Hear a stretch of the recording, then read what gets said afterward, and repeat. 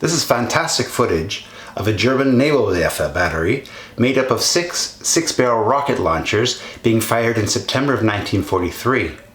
Today we'll look at the first reel of some private footage taken by a member of the 51st Nebelwerfer Regiment from June of 1941 as they advanced into Russia. I love this material.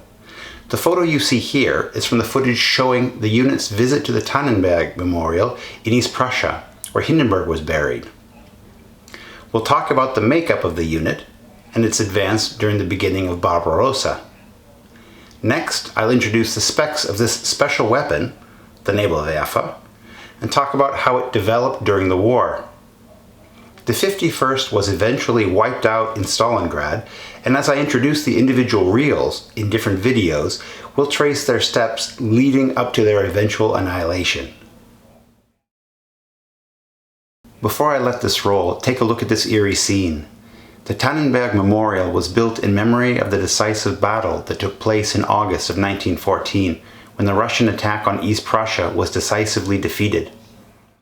Hindenburg, who led the German troops, is buried inside, and directly in front of the walls of the memorial are situated Russian graves. The militaristic symbolism is obvious.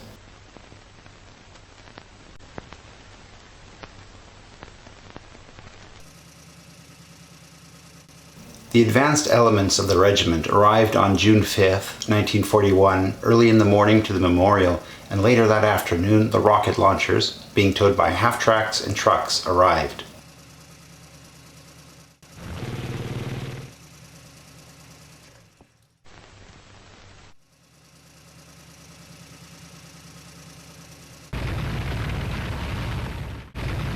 The regiment had 3 battalions, each with 3 batteries of 6 rocket launchers.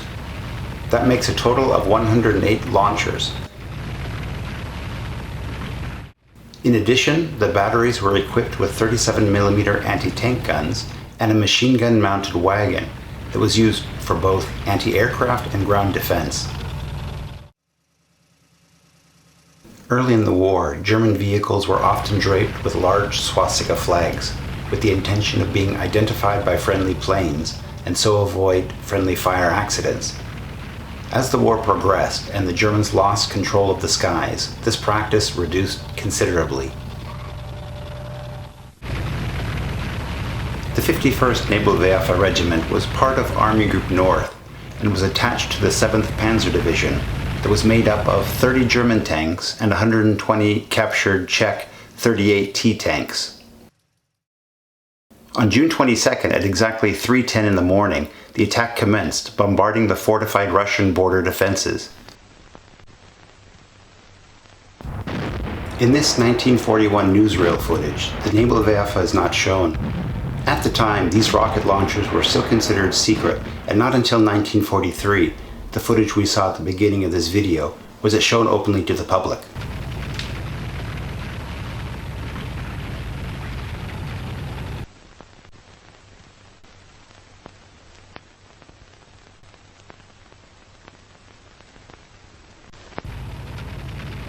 At 7 a.m., the entire 7th Panzer Division broke through the Russian lines and advanced towards Kovno.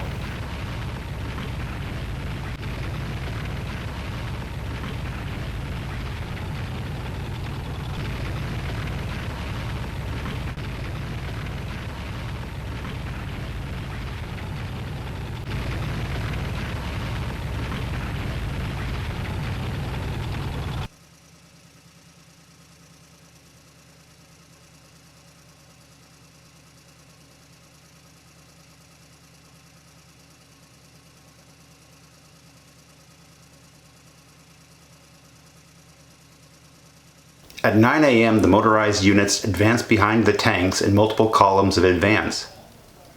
When the lead tanks engaged enemy units, the column stopped until a new breakthrough could be achieved.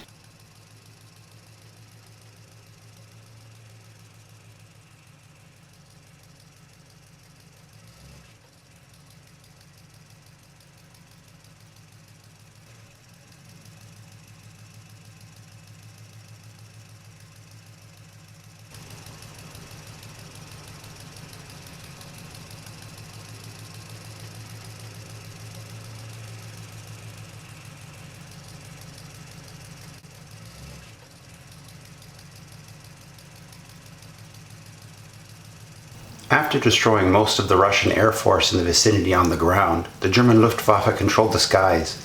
It was fortunate, however, that the 88 batteries were present, as they were necessary to take out the new and unexpected Russian T-34 tanks. Only one bomber managed to get through and dropped a massive bomb which left a huge crater but did no damage.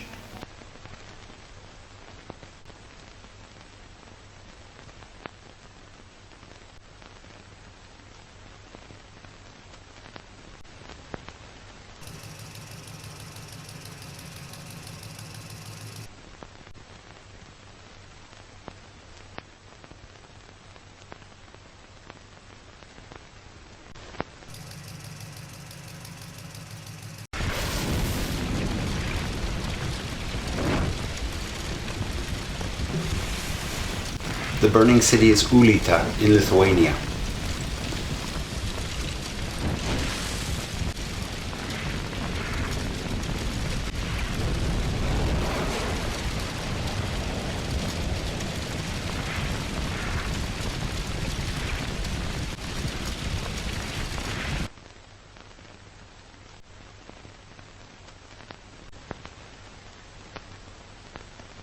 Of course, footage from private films is different than what you'd see in carefully edited propaganda footage.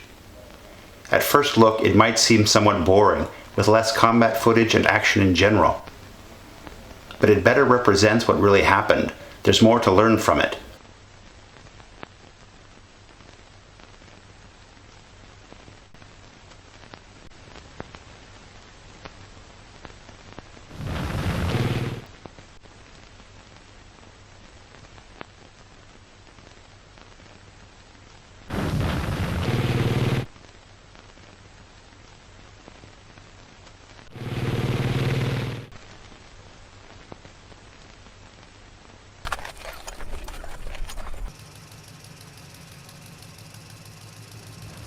Masses of surrendered Soviet soldiers are led to the rear, usually by individual German guards armed with nothing more than a rifle. They could have easily been overpowered. Occasionally, individuals or even groups of unguarded Soviets carrying white flags would pass. What was common among all the prisoners was their relief that the war was over.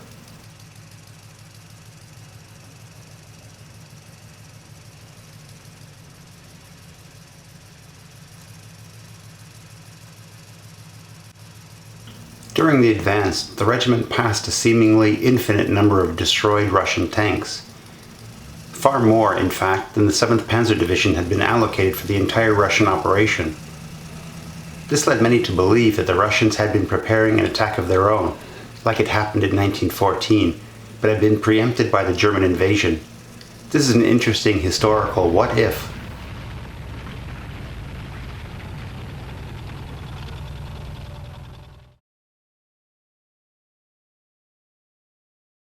This is the 15-centimeter Nebelwerfer 41. The name Nebelwerfer, which means smoke launcher, was a cover name for this weapon. In addition to launching explosively charged rockets, it was developed to launch chemical weapons, which was never done in combat. Regiment 51 was the first unit to be outfitted with the new 15-centimeter Nebelwerfer 41. The 6 tubes of the 41 were 1.3 meters long, and the rocket had a range of 6,000 meters. The rockets traveled at 340 meters per second. Approximately half of the rockets could be expected to land within an area of 130 meters by 80 meters. In its firing position, the weapon weighed 540 kilograms. Regiment 51 had a total of 108 launchers, with each launcher having 6 tubes. That's a total of 324 tubes. In 10 seconds, all tubes could be fired, and this process could be repeated 3 times in 5 minutes.